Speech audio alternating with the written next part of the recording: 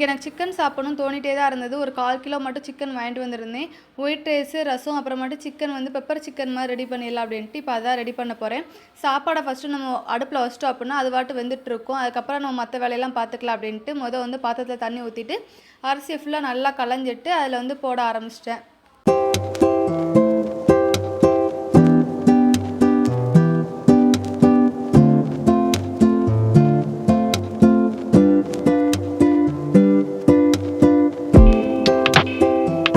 சாதம் வச்சுருந்த தண்ணி நல்லா சூடாக தான் இருந்தது. ரசத்துக்கு வந்துட்டு புளி நனைய போடலாம் அப்படின்ட்டு புளி எடுத்துட்டு அந்த தண்ணி வந்து நல்லா சூடாக இருந்தது. அந்த தண்ணியை ஊற்றிட்டு அப்புறமேட்டு சாப்பாடுக்கு தேவையான அளவுக்கு உப்பு போட்டுட்டு அப்புறமா இன்னொரு அடுப்பில் வந்து ஒரு கடாய் வச்சுட்டு அதில் பெப்பர் சிக்கனுக்காக 1 ஸ்பூன் வந்து மல்லி, 1 ஸ்பூன் சீரகம், 1 ஸ்பூன் மிளகு, 1 ஸ்பூன் வந்து சோம்பு இதெல்லாம் போட்டு நல்லா வாசனை வர்ற அளவுக்கு நல்லா வறுத்தெடுத்துட்டேன்.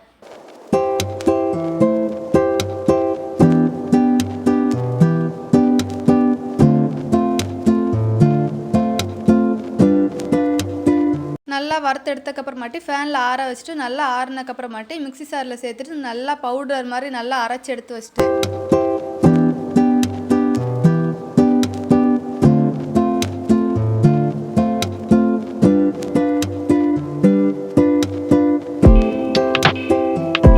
பெப்பர் சிக்கனுக்கு வந்து வெங்காயம் தேவைப்படும். அதனால் பல்லாரி வெங்காயத்தை தான் குட்டி குட்டியாக கட் பண்ணி எடுத்து வச்சுட்டு நீங்கள் வந்து சின்ன வெங்காயத்தை கூட எடுத்துக்கலாம். எடுத்து நல்லா குட்டி குட்டியாக கட் பண்ணி தனியாக எடுத்து வச்சுக்கோங்க.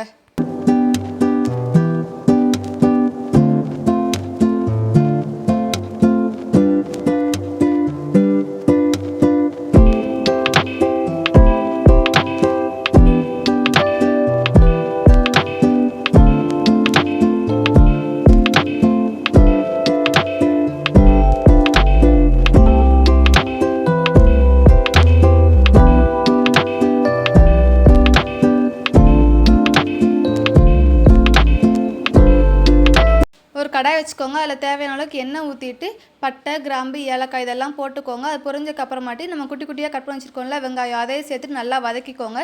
தேவையான அளவுக்கு உப்பு போட்டு நல்லா வதக்கிக்கோங்க. நல்லா வெங்காயம் வந்து வதங்கினக்கப்புறமாட்டி இஞ்சி பூண்டு பேஸ்ட் 1 ஸ்பூன் சேர்த்துட்டு அதே நல்லா வதக்கிக்கோங்க. இஞ்சி பூண்டோட பச்சை வாசனை போகிற அளவுக்கு நல்லா வதக்கிக்கோங்க.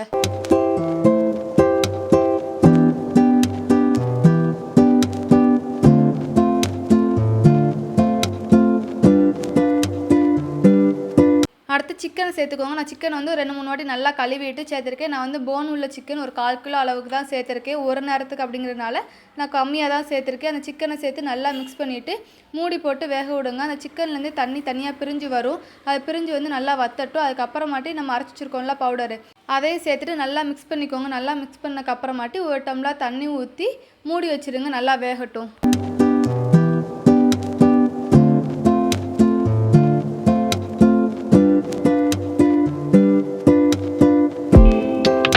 சிக்கனில் தண்ணியெல்லாம் நல்லா வற்றினக்கப்புறமாட்டி சிக்கன் நல்லா வெந்துடும். கடைசியாக வந்து கொத்தமல்லி இலை தூவிட்டு இறக்கி வச்சுருங்க.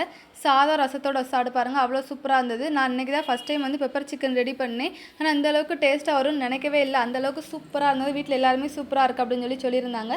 சாதமும் வெந்துருச்சு. அதையும் சைடில் வடித்து வச்சுட்டு அப்புறமாட்டி ரசம் வச்சிடலாம் அப்படின்ட்டு ரசத்துக்கு வந்து மிக்ஸி சாரில் வந்து 1 ஸ்பூன் சீரகம், கொஞ்சம் மிளகு, அப்புறமாட்டி பூண்டு, வத்தல், கொத்தமல்லி இலை, கருவேப்பிலை, தக்காளி 1 இதெல்லாம் சேர்த்துட்டு நான் வந்து இதெல்லாம் இடிக்க மாட்டேன். தக்காளியை கைட்டு எனக்கு நசுக்கவே முடியாது அப்படின்ட்டு நான் எல்லாத்தையுமே மிக்சியில் போட்டு ஒரு ஓட்டு மட்டும் ஓட்டி எடுத்துருவேன்.